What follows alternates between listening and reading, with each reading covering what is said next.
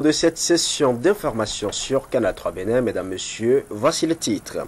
Une cinquantaine d'anciens employés des ex-sociétés Défi Emploi Jeunes et CED Bénin ont reçu leur lettre de notification d'accord de crédit. Sur les 234 déposants de plan d'affaires transmis au Fonds national de promotion de l'emploi des jeunes, c'est la première vague qui reçoit ainsi sa notification de crédit.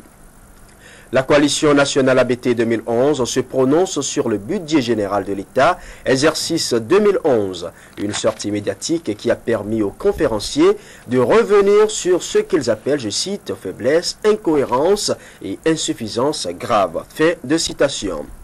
Porto Novo, la capitale du Bénin, s'apprête à vivre un grand événement culturel ce vendredi soir. Il s'agit du concert de l'homme orchestre Sagoran Danialou. Dans cette édition, nous vous proposons quelques séquences de répétition. Voilà pour le sommaire, le développement dans un instant. 40%, c'est le taux d'exécution financière des réalisations et perspectives du programme du Bénin pour le Millennium Challenge Account. C'est le résultat du bilan fait par les responsables du MTA Bénin à 12 mois de la fin du programme. Le point des réalisations faites prend en compte les 4 volets d'intervention. Ronald Robinson, Julien Quenan pour plus de détails.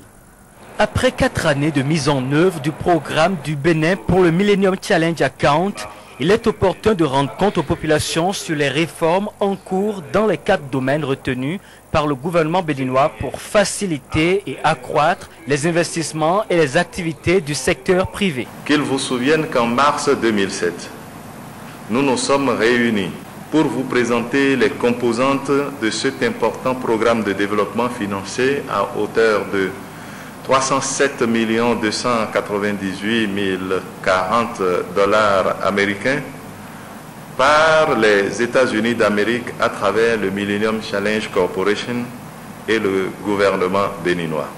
Nous voici encore réunis pour vous présenter les résultats enregistrés par chacune des 4 composantes de MCA Bénin.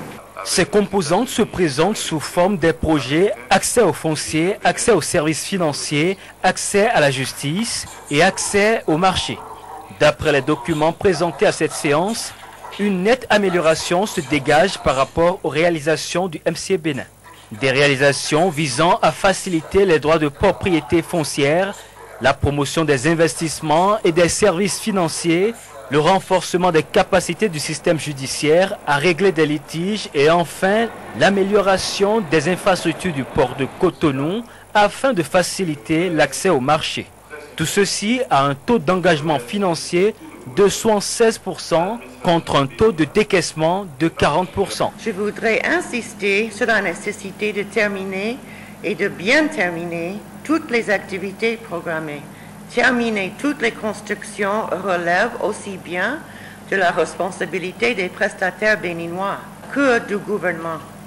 Mettre en œuvre toutes les réformes définies et lancées sera également un motif de collaboration, spécialement pour compléter les certificats ruraux et urbains et le code foncier, les réformes de la douane, et les réformes aux ports autonomes de Cotonou. À l'instar actuellement de l'Atlantique littoral et déjà des départements Zoukoline, Monokoufo, Ouémé Plateau, cette séance publique d'information sur les réalisations et les perspectives du programme du Bénin pour le Millennium Challenge Account se tient également dans l'Atakora Donga et ce vendredi dans le Borgou Alibori.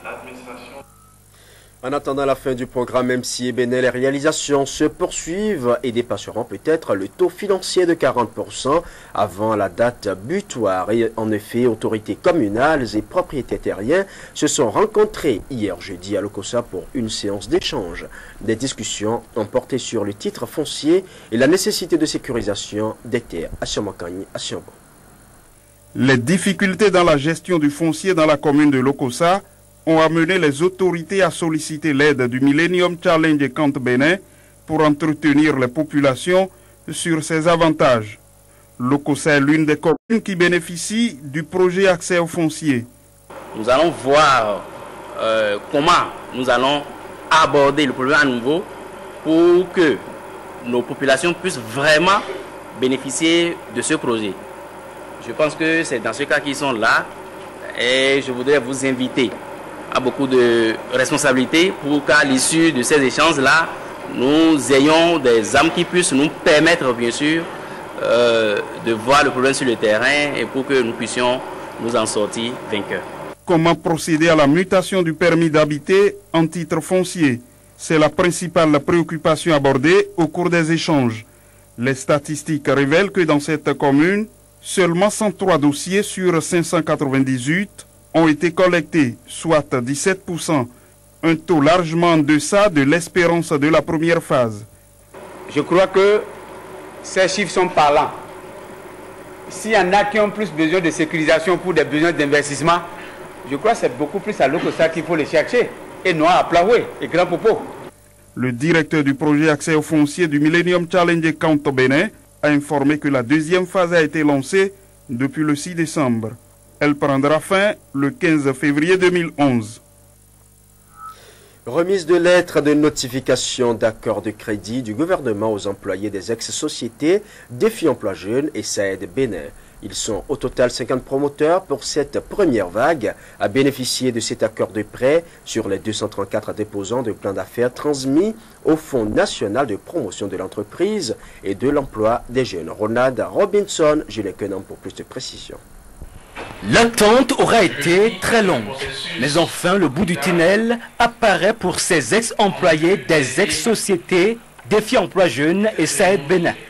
50 promoteurs reçoivent ici leur lettre de notification d'accord de crédit parmi les 234 déposants de plans d'affaires enregistrés. Il a été décidé d'une mesure spéciale à l'endroit de ces derniers à travers le programme spécial de reconversion piloté par l'Agence nationale pour l'emploi. La présente étape est la concrétisation des engagements pris par le président Boni Yayi suite à la décision du Conseil des ministres de confier l'exclusivité de l'escorte des véhicules d'occasion à la douane béninoise. Ce début de satisfaction de ces jeunes, désœuvrés depuis 2008, est à mettre à l'actif du dynamisme du ministre Madougou, selon la directrice du Fonds national de promotion de l'entreprise et de l'emploi des jeunes. C'est donc ici le lieu de remercier très sincèrement notre ministre de tutelle, son Excellence Madame le ministre de la Microfinance et de l'Emploi des Jeunes et des Femmes, ainsi que l'ensemble de son cabinet,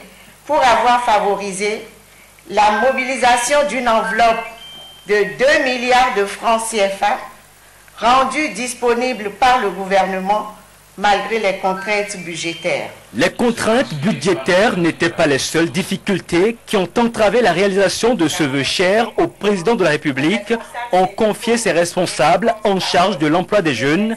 Il y a eu aussi des projets mal conçus, des plagiats, loin de rassurer sur la bonne gestion des fonds, a expliqué le directeur de l'Agence de financement des initiatives de base, AGFIB. Entre autres, le compte d'exploitation, le plan de trésorerie sont assez mal présentés et incohérents. Nous n'avons pu finaliser que 50 plans d'affaires approuvés par le FNPEJ et dont le montant s'élève bien sûr à 123 156 634 francs. Mais ne vous en faites pas.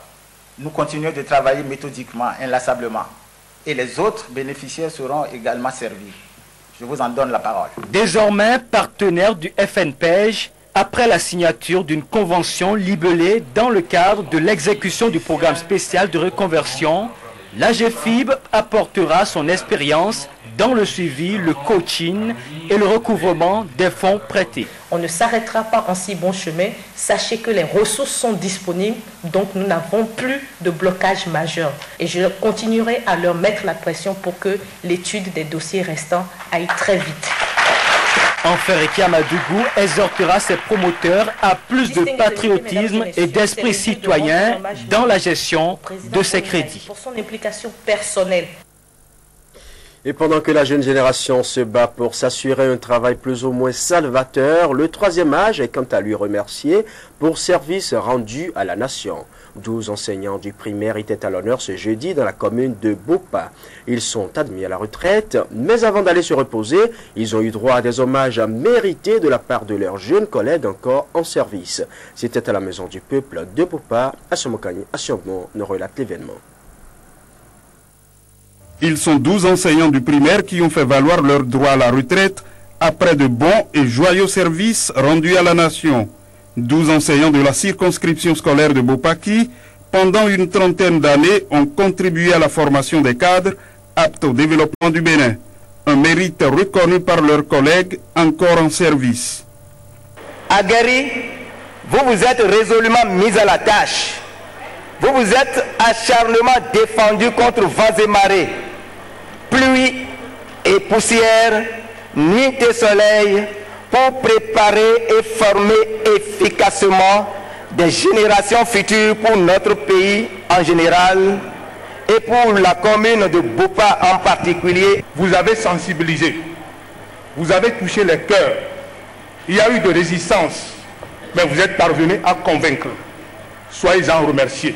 Ce 16 décembre, leurs collègues et le ministère de l'enseignement primaire ont tenu à leur rendre hommage à la Maison des Jeunes. Des emballages et des enveloppes financières leur ont été offerts pour saluer les 30 années d'endurance. Les actes posés par ces instituteurs ne sont donc pas passés inaperçus, d'où cette fête en l'honneur des heureux du jour qui en sont fiers.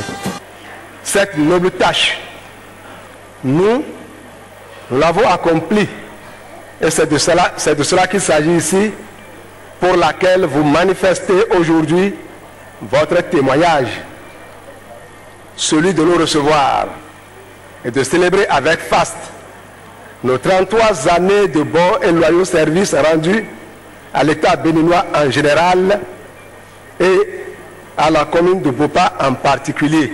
C'est un acte de dévouement qui restera gravé dans l'histoire.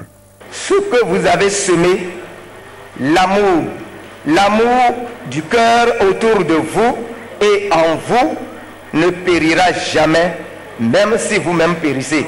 À l'occasion de cette réjouissance, une messe d'action de grâce a été dite à l'église catholique de Bopa à l'intention des admis à la retraite.